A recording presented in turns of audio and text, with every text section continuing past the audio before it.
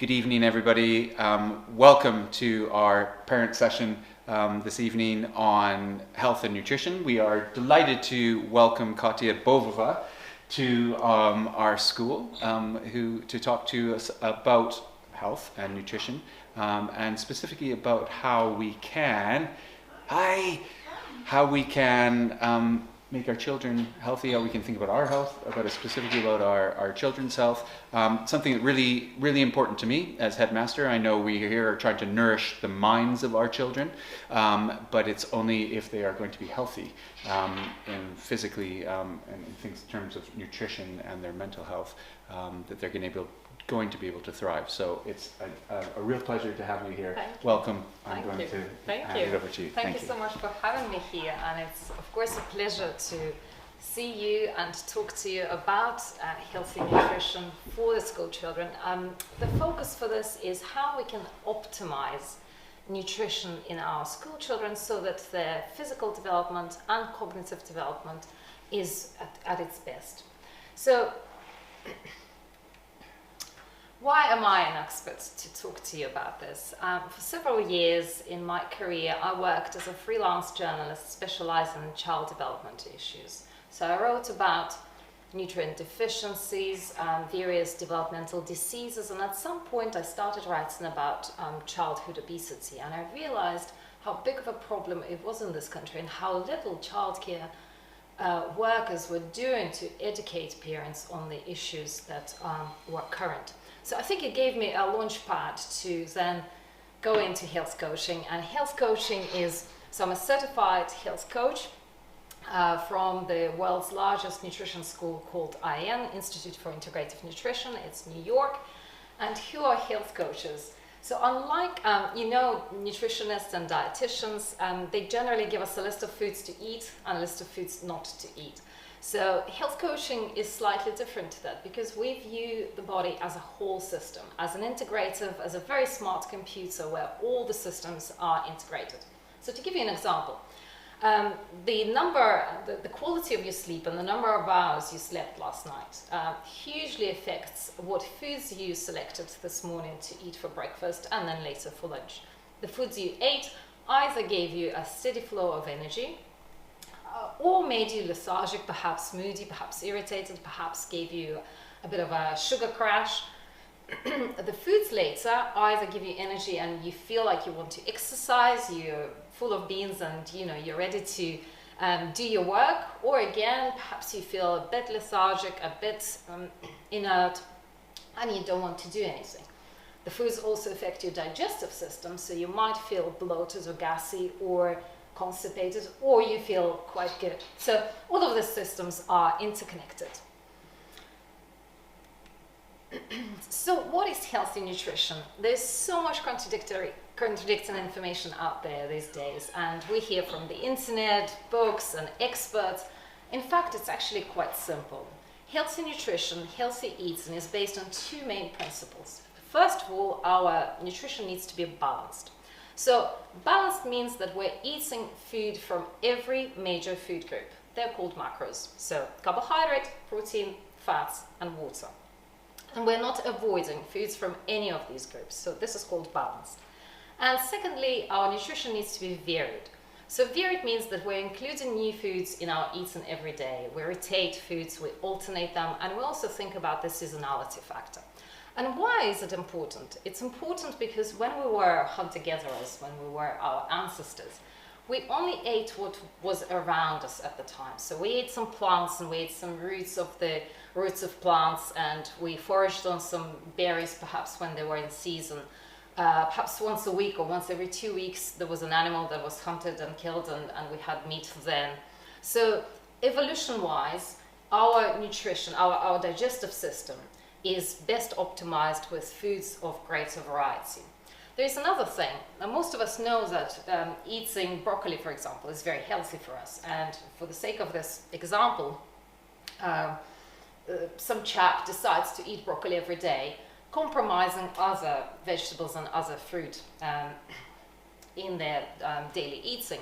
So after some time, even though broccoli is a superfood, is full of antioxidants, after a certain time, the nutrients that are available in broccoli are not actually that bioavailable to our body. So our body stops taking all the nutrients from broccoli just because we're not introducing other foods. So that's hugely important, balanced and varied. So why is nutrition and then digestion so important for the health in general? So digestive system is a web-like structure. The nutrients that we eat provide energy for the cells in the whole of the body. And every cell, practically every cell in our body, has tiny organelles called mitochondria. You might have heard of them. Mitochondria are powerhouses of the cells. So the more mitochondria we have, the more energy we have, and the more capable we are doing our daily jobs. So antioxidants, foods that are full of antioxidants, provide mitochondria with its energy. So healthy nutrition means healthy digestion and means all of the systems, so musculoskeletal, immune, endocrine, which is hormones, neurological, cardiovascular, metabolic, are healthy. So what happens if there isn't enough nutrients going into the cells and going into the digestive system? So our body starts sending us signals that something isn't right because the cells are not getting the nutrients. This is a list of symptoms that is not a full list. These are symptoms that kids most likely will have when their nutrition is impaired. So there are headaches, there is apathy, there are mood swings, irritability, there is perhaps some tiredness, of course, and allergies. As you can see, there's a sign there with a fire. So all of these conditions actually stem out from chronic inflammatory conditions. So if our digestive system is inflamed, then we have these symptoms. And this is a list for kids. In adults, we have a broader list than that. So from research, we know that there are certain events that turn on inflammatory responses. So first of all, it's microbial and viral invasion, then it's injuries and diet. So inflammation is quite an important event for our body. So there's acute inflammation and there is chronic inflammation. So acute inflammation happens that a kid, for example, is running around in the street and then they fall down and they graze their knee. So there's swelling, there is some redness, there is maybe some heat, and that's the body is trying to clear that inflammation. So that's acute inflammation, and it's quite good for our body. When we exercise, we have acute inflammation as well. But what happens if there is something wrong with the body and it's not clearing inflammation? So we have chronic inflammation, which quite often is beyond the perception of pain. So the body is constantly sending inflammatory cytokines, which are the cells of the immune system, to the site and unable to clear them. If we do nothing about chronic inflammation, it results in a big range of diseases, and these are quite, this is the list for what kids might have. So eczema and asthma and allergies, ADHD, IBS, anxiety, depression. In adults, we can add heart disease and high blood pressure and cancers to this list, and many other conditions. Chronic inflammatory conditions typically end with an itis, so it's dermatitis, gastritis, and so on. So I want to talk about how a healthy digestion also affects our brain. So our gut and the brain are connected. They are in constant communication, and they're connected by what is called the vagus nerve. The vagus nerve runs all the way from the brainstem all the way to the lower abdomen, and it branches out to every organ of the digestive system. So it branches to esophagus and stomach and pancreas and liver and small intestine and large intestine, everywhere, every organ in the digestive system. And it communicates using neurotransmitters and gut hormones. And neurotransmitters, as you know, there are serotonin, dopamine. What's interesting is that even though this picture shows like a 50-50 communication, 90% of the communication goes from the gut to the brain, and only 10% of communication goes from the brain to the gut. And although you may have heard the term that healthy tummy, healthy brain, if you think that that communication is only 90-10, then if your kid is is displaying some behavioral issues and maybe mood swings or some mood disorder, their digestion and their nutrition need to be looked at first before cognitive functions are addressed. So these the types of communication, they play a role in sleep regulation, mood regulation, pain, stress, and hunger cues.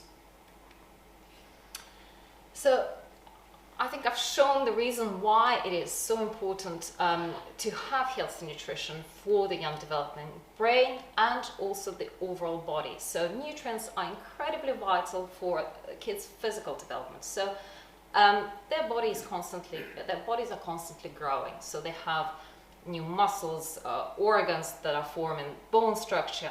So they need to improve their physical form with the nutrients, and also nutrients are vital for brain functioning.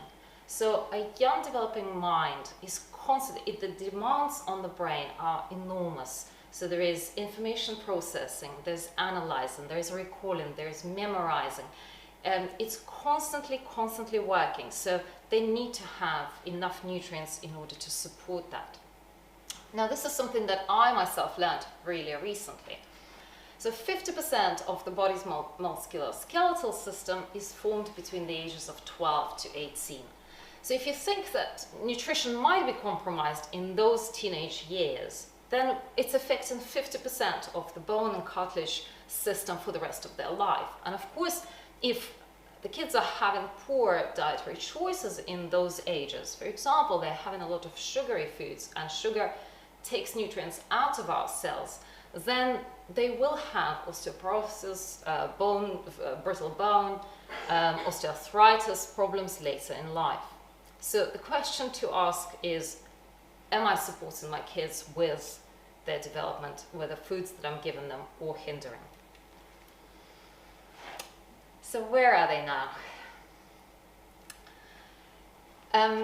If this looks familiar, there is a really good reason why. This is not because kids are trying to manipulate us, or, we all tend to go for these foods. This is our nature. And there's a simple explanation to that. Our body is constantly looking for homeostasis. Homeostasis is balance.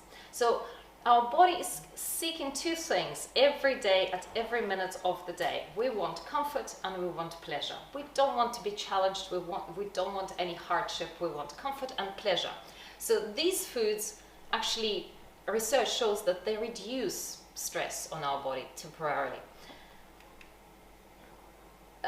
Physiological reasons and external reasons why kids are choosing these foods. So external reasons, as you know, there's their peers are eating certain foods and they want to repeat what they're doing. But also it's the power of social media and marketing. Up to 5,000 marketing messages are shown to us every day. And then there are physiological reasons, about which I'm going to talk in the later slides. So kids are tired, stressed, and overwhelmed. And these physiological reasons determine their food choices. So the foods that are listed here and the foods that you just saw previously in these two in the slide, they're called highly palatable foods. These are high sugar, high fat foods. The reasons why we are choosing them and the kids might be choosing them is because they provide a quick energy source. So if you're tired, you want to get out of that state, you want to come back into a comforting state. And as I said, quickly they do reduce stress on the body. Lack of sleep is one of the main reasons why we choose these foods and why kids are choosing these foods. Being constantly tired and hungry, the kids reach for some quick snack just to take them out of that state. This is a slide that I specialize on sleep. So this is one of my pet children, so to say, sleep, how much sleep we need and how much sleep is needed for our children. So all of these hours that you see on the left, this is uninterrupted sleep. This is not, if they have woken up during the night because they're hot or too cold or hungry, thirsty, or toilet break, those hours then mean nothing really. So this is uninterrupted sleep, and depending on the age, how much they need to have that. And for adults, that needs to be 7.5 hours to 9 to 10 hours.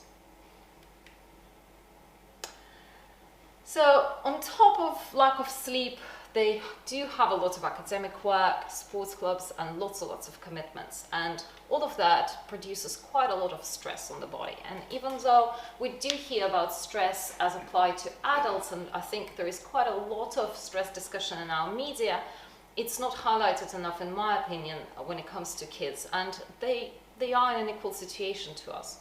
So let's talk about cortisol. Cortisol is the hormone of stress. We know that.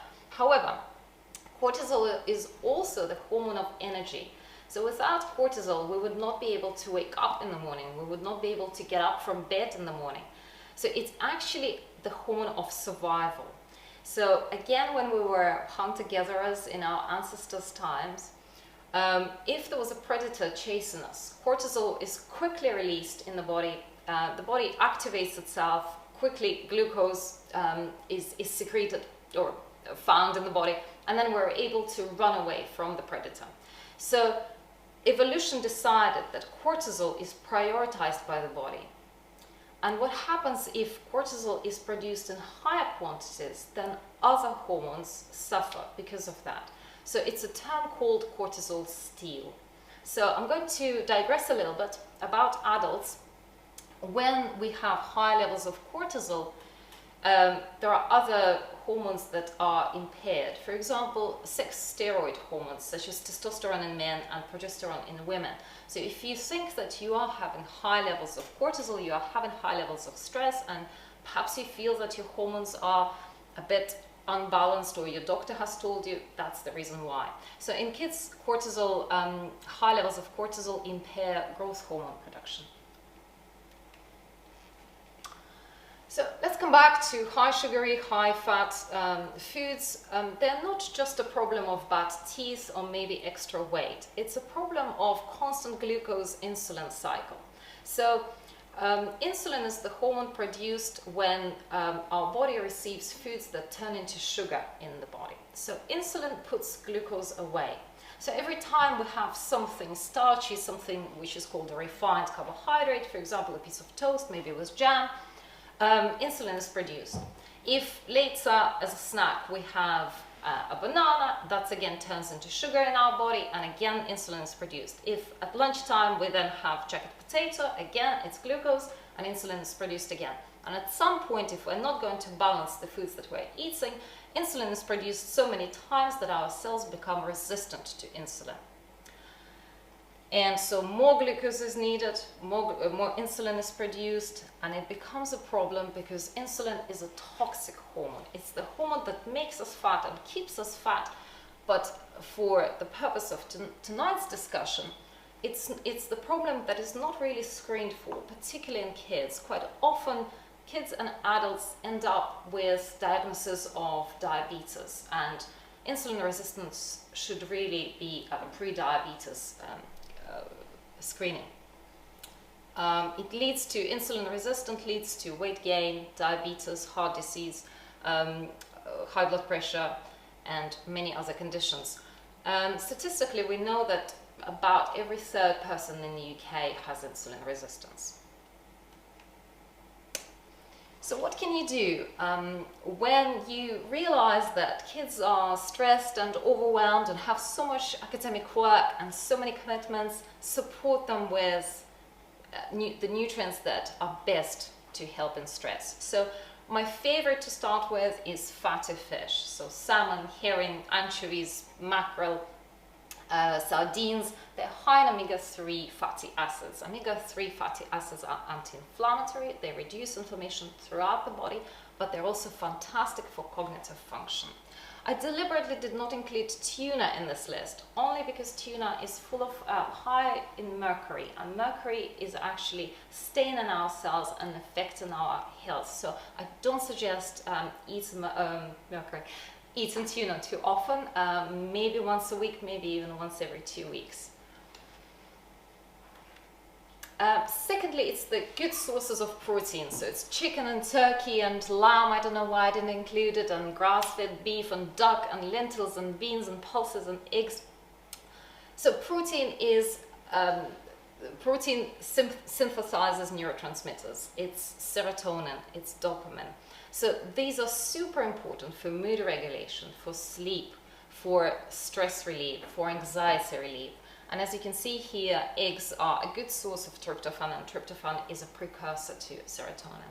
So we quite often hear from people who might be saying that, serotonin is, I'm low in serotonin. Are you eating enough protein? Is the first question that I would ask. Nuts and seeds, my favorite foods, and unfortunately schools are not offering nuts and seeds, but if your kids are not allergic, please give them lots of selection. So in that descending order, Brazil nuts, almonds, walnuts, in the highest nutrient content. They're full of magnesium, zinc, selenium. They're amazing for cognitive function and nerve development, as you can see here. So they reduce stress, reduce anxiety, and a fantastic source of healthy fat. So antioxidants is a buzzword. It has been a buzzword since I remember tapping into nutrition, and I just want to explain quickly what antioxidants are. So they are molecules in our body that our body naturally has, and these molecules are constantly looking for free radicals, and free radicals are sort of byproducts of our everyday living. So they are atoms that we produce when we breathe, when we exercise, when we metabolize foods. So we have a lot of free radicals in our body. Equally, we have a lot of antioxidants, and they have to be in a sort of good balance with each other. However, if we have more free radicals than antioxidants, we have what is called oxidative stress. And oxidative stress, unfortunately, is bad news for our cells. It means that cells die, there is DNA mutation, it leads to cancer. So we now know that lots of foods contain antioxidants, and the easiest to remember is think color. The brighter the food is, the more antioxidants it has, with a few exceptions. For example, green tea is not that bright, or dark chocolate is not that bright, but everything else in this picture, and peppers and pumpkins and peaches and apricots and all of those are amazing foods, antioxidants. Another thing that, in terms of drinks for your kids, green tea is amazing. It has a lot of antioxidants. My kids love green tea and they know all the varieties that I drink. Herbal teas are amazing.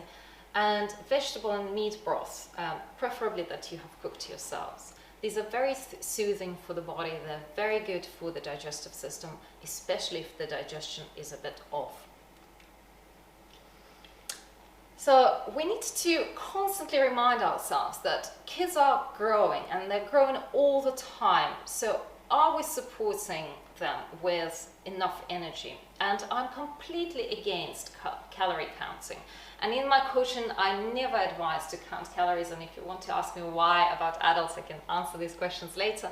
But we need to remind ourselves, we need to keep this at the back of our mind, that are we giving enough energy to our kids in terms of the food that they're eating? This is food for thought. Calorific requirements for a 9-year-old boy are the same as for a 40-year-old woman who isn't an athlete. That's my only, in terms of energy, are they eating enough? So I want to go back to protein again, because in my practice I see people over and over who undereat protein. And the amino acids from protein are super important for muscle formation, bones, cartilages, healthy blood vessels. They are also precursors, as I previously mentioned, to neurotransmitters. So this is a rough guide of how much protein your kids should be eating. This is 1 to 1.5 grams of protein for 1 kilo of body weight. And as an example, 8-year-old who weighs 35 kilos should need between 35 to 52 grams of protein per day. So I want to ask my audience, how much protein is there in a little tub of yogurt? Roughly, what do you think? Just 125 ml yogurt, how much protein do you think it has? 4. Well done! It is 4. Oh.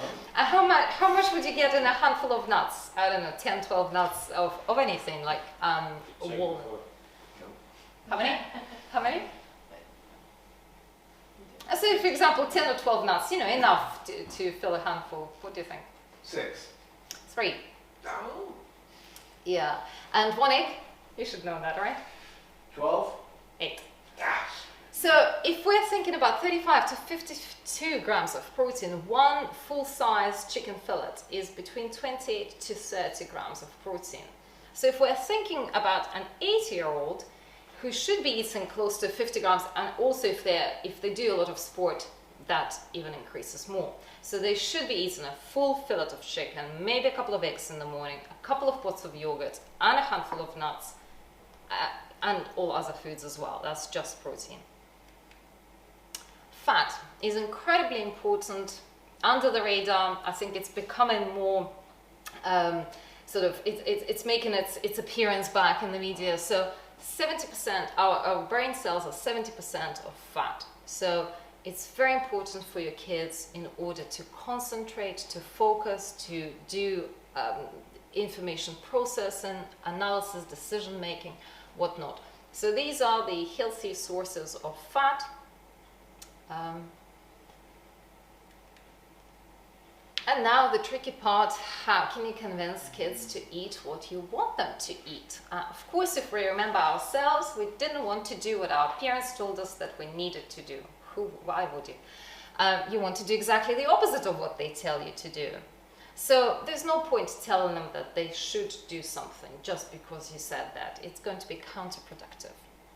So make sure that you have at least one meal a day when you sit down together and you eat together.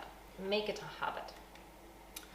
Make a habit to have displays of fruit and vegetables around the house so that they can come and pick them up as snacks. Perhaps when you're cooking, when you're chopping vegetables, you can offer them something that you're chopping, carrots or celery or something like that. And I think this is a very important slide for me. Personally, it's very important because I tend to deal with quite a lot of eating disorders in people. And so I want to bring to both adults and kids' attention that when we sit down to have a meal or any food, the signal that our digestion sends to our gut, to our brain, is that it's comforting, it's soothing. This is survival for me. However, if at this time somebody says, "Oh, how did you do in your math test yesterday?" So the brain goes on alert. Oh gosh, this is stressful for me. So wait a second, this is comforting and soothing, and then there is stress. So there's this dichotomy of and disassociation between food being nurturing and comforting and then what is received here. So make sure that meal times should not be stressful. And the topics for discussion is food and general family plans, some fun. And if you've noticed traditional Italian families, I love to watch them. I speak Italian, so I'm lucky enough to witness that firsthand. You know, they would say something like, "Oh, you know, did you notice I cook these courgettes a different way? I put them under the grill. Normally I fry them, I put them under the grill, and the skin is so delicious and it's so sweet. Do you agree?" And the whole family gets involved in the discussion of just these courgettes. Or else they will say, "Oh, you know, the pasta, I normally add grana padano to this pasta, but tonight I picked up pecorino from this particular local merchant. I know that I should be going there," and they're all discussing. And so talk about the flavors, talk about aroma, talk about what they actually are seeing on their plate and are ingesting. So involve them in the process of selecting food, buying food, cooking together. And I could do a whole hour of presentation of why vegetables are so important, but that's not the time right now. They are super, super important, and we should be eating a lot of vegetables. We're not as a nation. So how to make your kids eat more? So make them fun. Just do a lot of snacks. Include other foods with them. So my kids have pots of vegetables with some cubes of cheese, or something breadsticks that they like, and they now love vegetables. But also offer a variety of cooking. So they could be grilled, but they don't necessarily need to be boiled. They could be eaten raw or side dishes, and create some fun salads. So the big deal with vegetables, the fiber in them helps us with the gut bacteria, and we now know from research into the microbiome that our gut bacteria decide practically for everything about our health. So it's the hormone production, it's risk of disease, viruses, mental health, and many more.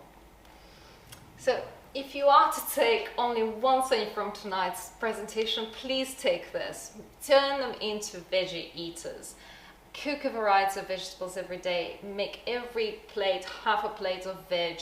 And then if they're still resisting, so offer them a plate of veg first and then followed by the rest of their meal. I started with my daughter like this. She didn't want to eat salads and now she loves salads. And if you're stuck for ideas, my Instagram has lots and lots of recipes, videos and beautiful pictures of food if you want any ideas. So lastly, creating a healthy plate. So this is kids and adults as well. A third of your plate should be filled with protein choice. 2/3 should be vegetables. Only a small portion should be starchy carbs, such as rice, pasta, bread, couscous. And think color all the time and think variety. What have I not eaten in the past while? What could I still include here? Just experiment. It doesn't have to be right. It has to be palatable for you and your family. Thank you.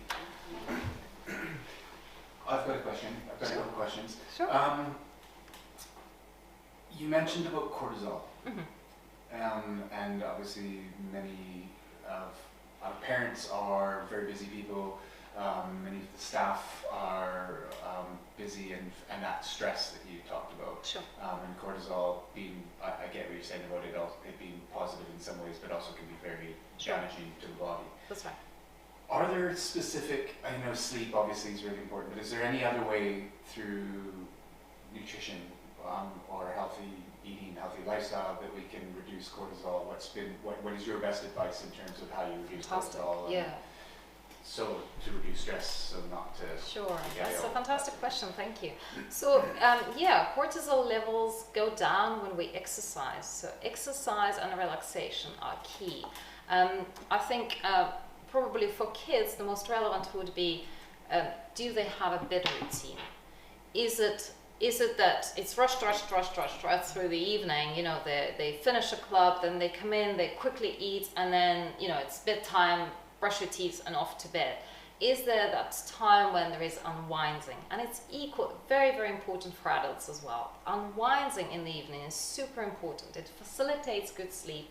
It promotes better sleep, so you're not likely to wake up during the night, but it reduces cortisol level hugely. The other thing what I forgot to say, cortisol, unfortunately, so when we don't sleep enough, both adults and kids, our hormones of hunger and satiety are messed up. So hunger is ghrelin, a hormone called ghrelin, and satiety is leptin. So research shows that when people undersleep, when they wake up, ghrelin is elevated quite significantly. So immediately we feel hungry. So if you're reaching for a cup of coffee and some sugary food, that's the reason why you haven't slept enough for your body. So for kids, I would say make sure that they relax in the evening, that you allocate some time in the evening before their bedtime when they're doing something pleasing, something quite low key, and you know that they're getting that unwinding time. My second question, sorry to hijack. Sure. I know we've got children at the school who don't eat breakfast Okay. and have not enough at lunch. It's kind of a broad question, Sure. but how damaging is that for their Sure. cognitive functioning, for Sure. their ability to focus in class, for their concentration, Sure. and then for, you mentioned about they're constantly growing, just if a message to, we're trying to constantly talk to our children about it, but also the Yeah. parents of just how important is it to make sure Yeah, that it's they're eating. super important. Unfortunately, it's a fantastic question again. Thank you. Unfortunately, there are a lot of confusing messages in the media, especially. There is a lot of talk about fasting and intermittent fasting is amazing, but there is a lot of talk that, you know, don't eat if you're not hungry, and perhaps I feel that quite a lot of people sort of jump on that idea. Oh, I'm not hungry, therefore I'm not going to have breakfast. Well, I eat, and my kids eat 2 plates of breakfast every day. 2 plates are enough to keep me going and them going all the way to lunchtime. And 2 plates, to give you an example, for example, the first plate would be a bowl of Greek yogurt with some fruit and nuts, And then the second plate would be scrambled eggs with some spinach and toast and maybe some sardines even. So it is a lot of food. However, I know that when it comes to lunchtime, so my son doesn't even take his snack to school. He says he's not hungry. And I know that I only snack on a cup of coffee. I love coffee. I snack on a cup of coffee. I don't feel hungry. So I eat at 8 o'clock together with the kids before going to school. And then up to 1 o'clock or 1:30, I have my lunch. So super important for kids to have breakfast. And of course then, if we're depriving our body of nutrients, we are sending a whole cascade of hormones into it. Cortisol is again produced because the body feels stressed. It hasn't had the nutrition that it was hoping for. So it is actually thinking it is hunger times right now. So I better activate myself. So the kid is unable to focus, concentration is poor, and perhaps they're also quite irritable because they haven't had what their body needs. Thank you. Sure. So we should insist, like I have 3 kids and one just does not eat breakfast, so I should really insist. You should talk to them about what they would like to eat, and perhaps this should happen even the night before. What if it's, I would love like a chocolate croissant? Sure. Sure, and you can explain why it's not a great choice, because you can have the chocolate croissant, but within an hour that energy, you will have a very high blood sugar, and then it will drop and you will feel ravenous, you will have a hole in your stomach, and you will be quite moody. So do you want to be moody around your kids? It's all, I find that through explanation you can reason with them. You don't need to say no. I actually dislike the word no towards kids because it doesn't do anything for them. So talk about the choices. Perhaps they would like, I don't know, some exciting smoothie, or they would like to make their own breakfast. Maybe they just want to chop some fruit and sprinkle something on top. Have a lot of like flax seeds and stuff like that they can sprinkle on. I think that's quite therapeutic for kids to do themselves. Once they're creating their own breakfast, they generally like what they have created, and they feel obliged that they have to eat what they've created. Very good tip. And another question, I'm sorry, I also have, like my kids get home from school, and I have 2 boys, 11 and 14, and they're ravenous. Yep. And I'll do like chopped up cucumbers and carrots and berries, and after, they turn their nose up at it, they will devour all that, Yep. and then they're still hungry. Sure. And I'm like, please just give your stomach a chance to tell your brain you're not, you're full. I'm like this in front of the fridge. Sure. And then I have to make a sandwich. Yeah. Yeah. And it's just this cycle. I don't know how to break it. Sure. What Well, else can I think offer them? you are actually given the answer yourself. So carrots and cucumbers, and they're all amazing choices, but they're carbohydrate, and carbohydrate goes through our body really, really quickly. Yes, fiber slows down the digestion and it is longer. However, for kids that feels like, I don't know, 10 minutes worth of energy. So pair those vegetables and fruit with a lot of fat, good fat, or protein. So have those vegetables and fruit with some dip, hummus, tzatziki, hard cheese that you put into cubes, or seasoned nuts if they can eat them, or even have a piece of chicken that you've cut into cubes together with vegetables. So once we have, and the same for adults, once we have a carbohydrate choice without the fat and without the protein, it goes through our body really quickly. If it is a healthy body. Sure. And when you were talking about protein and the healthy fats, I noticed that you left pork out. Was that intentional? No, not at all. I forgot lamb, I forgot duck. Okay. I was actually going through the presentation today, and I thought lamb is my favorite choice because it's actually one meat that is not eating any gunk.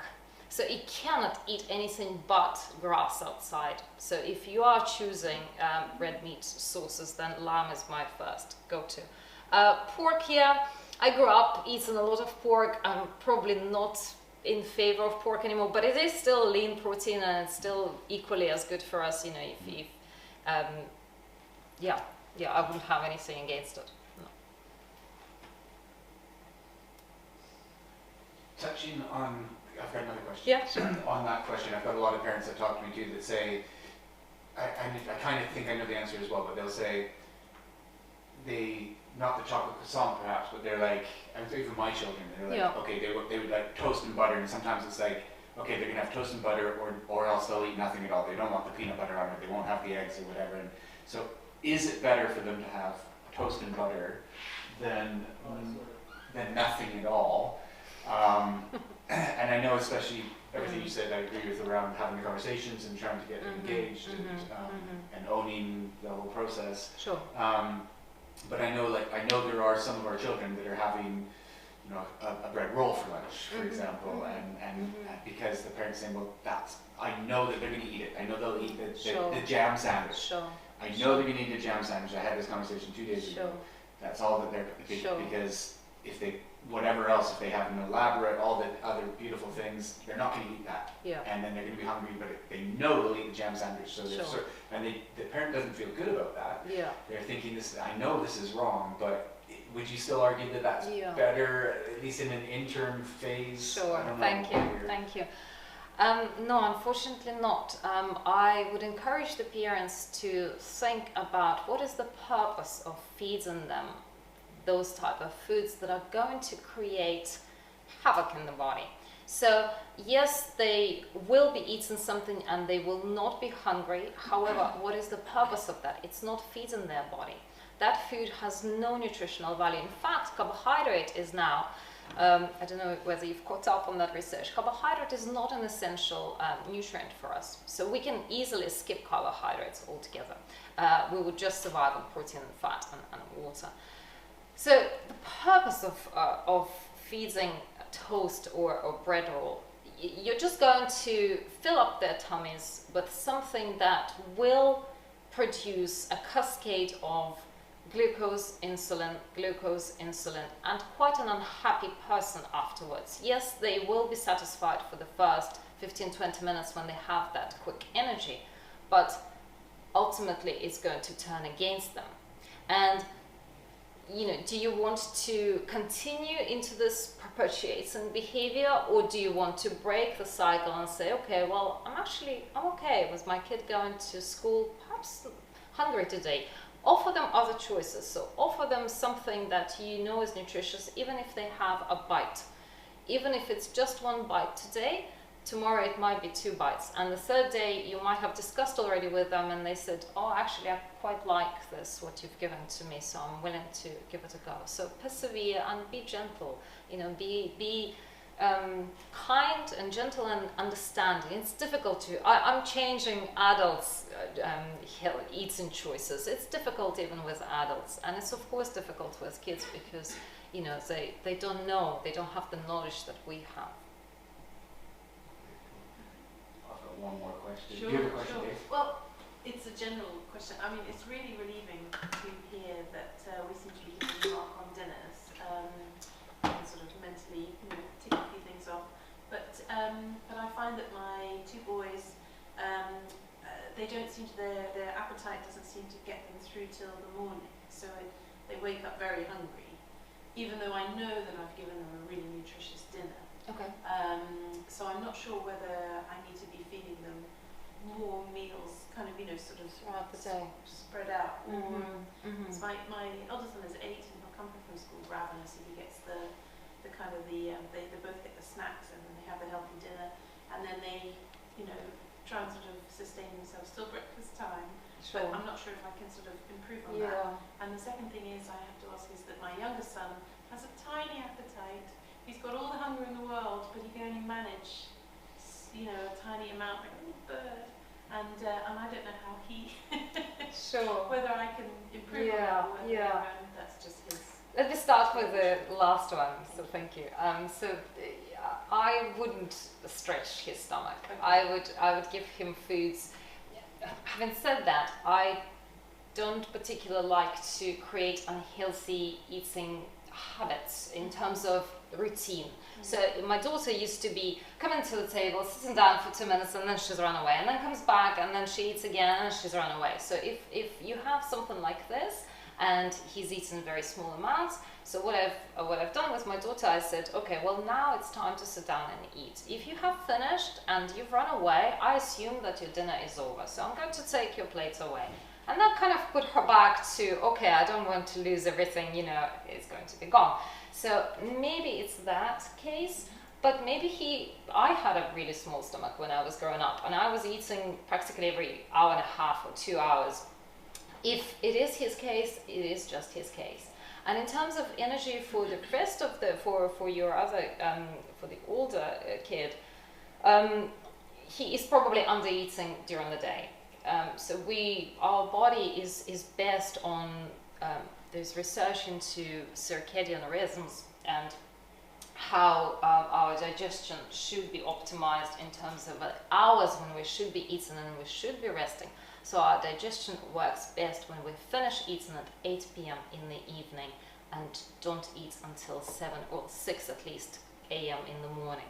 So it's the same for kids, we shouldn't really be eating anything during the night. Even a glass of milk, even a morsel of food sets the process of fat making in the body. And the process of fat making goes on for at least 3 or 4 hours before the process of fat burning can kick in. So if we are making fat while we're supposed to be sleeping, we're not really sleeping. So if we're thinking that we're having a glass of milk and it calms us down and it makes us sleepy, digestion is on. So I would suggest for your son, increase their breakfast. Make sure that they're eating a lot of, I think my son was saying, I was having this conversation with him this morning, and he's 12. So I said, you're going to have this for breakfast and this for breakfast and this for breakfast. And I said, well, that's enough. And he said, no, I don't think so. What else shall I make? And I said, okay, fine, eggs. So you just have to, and he knows now. Before I hit it here, he said, this is my 5th meal of the day today. He's very sportive and he's very lean. So he needs to eat a lot. So just recognize that and keep it at the back of the mind, what they need. Really helpful. Can I ask one more question? Yeah, sure. Water. How many, so for adults, I know we need to, how many, for children, how important is water and how much should they be drinking? We're all through school, so how much water should my 5-year-olds be drinking, my 8-year-olds, my 12-year-olds, and then teenagers? Yeah, amazing. Water is something, I don't think that we all drink enough. So an adult man needs to be drinking between 3 and 3.7 liters of water a day. And then if you exercise, then that goes up. For a woman, it's between 2 liters and 2.7 liters. I drink closer to 3 liters, but I exercise a lot. And sometimes I think I drink too much, 4 liters. For kids, I was shocked. My son was about 5 or 6, and we had to go to a urologist, right? It is the doctor. It's escaping me now. And they gave me a list of a little table of how much water kids of different age needed to drink. And a 6-year-old needs to drink more than a liter of water a day. So that's a whole thing here a day. It's very difficult to change their habits when they're not used to. It's difficult to enforce that. But maybe just put some pieces of fruit here, maybe put some ice. I don't recommend any squashes because it's sugar. Herbal teas are great, green tea is good. Yes, we get some liquids and they get some liquids in soups, and fruit, but it's not really enough. Water is paramount, yes, for hydration is paramount for the healthy cells. And so if you think a 6-year-old is a liter and then it goes up. So I think a 15-year-old is close to 2 liters a day. I have one more question, Sure. sorry. Could you please answer an age-old question in our family? Which type of milk is best to feed our boys? Are we better off with skimmed, semi-skimmed, or full fat? Full fat. Really? Full fat, Thank yes. you. I will quote you on that. Yeah. Do please quote me. Yeah, we need full fat. Great. And I have one more question. I'm going back to those carbs. I don't know, I know carbs are bad and bread isn't what it used to be when I was a child, but sometimes there's just, for those picnics, or there's nothing better than a sandwich. But if I'm gonna go, well, that's probably wrong of me saying that, but if I'm gonna go down that route, what bread do I offer them? Yeah. What choice do I make so that, Sure. it's easy? If you do go to my Instagram, there is I created a video which got about 75,000 viewers. So I got a pan of bread which was sliced, and I sat on it, and it goes like this. So it's complete, it squashes to that. So, and if you look at the back of the pack, the list of ingredients is about 25 items, and it's full of estrogens, which are artificially created hormones. So it is full of gunk. The best bread, of course, is buy a bread maker. It's about £100 on Amazon, and make your own bread. 4 ingredients: flour, water, salt, and butter. I have been using a bread maker for at least 12 years. I love it. And the book that comes with it has about 30 recipes. You can make focaccia from it. You can make whatever you want, really. And so I would recommend that type of bread. If not, then generally bakeries have bread that they bake themselves. It's not mass produced. It hasn't come off from the conveyor belt with 25 ingredients. So it's cleaner, it's better. Still, saying that, I know that most breads that come from a bakery contain sugar. Sugar is another. If you invite me, I'll give you a whole presentation on sugar and what it does to our body. Yeah, I would recommend it, but yeah. I understand, yeah. Katya, thank you so much. Yes, thank you. So I just say to everybody that's watching from home, thank you so much, and I'm sure that was fantastic. Thank you. Thank you again. Thank you. Thank you for your time.